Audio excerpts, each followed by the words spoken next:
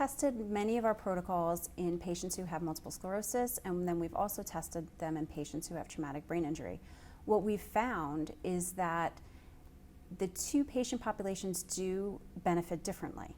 So when you think about learning and memory, we think about learning and memory all the time, and we think about situations where we might have forgotten our keys, we've forgotten somebody's name, we've forgotten a phone number. Those are very common memory complaints.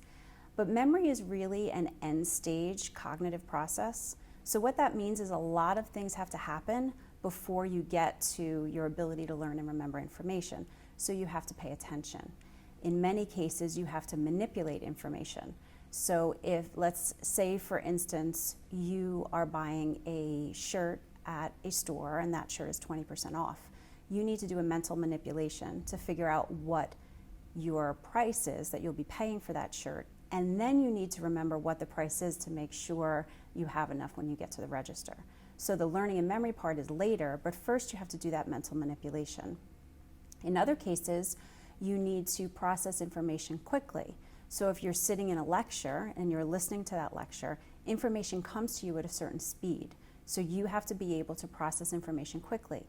If you can't, you'll miss pieces of that information, and then you certainly won't be able to learn and remember it. So what we found is important in people who have MS and people who have traumatic brain injury is not only that there's a learning and memory problem, but also what other cognitive problems do they have. People with MS often have a processing speed problem, so they have trouble processing information as it comes in quickly.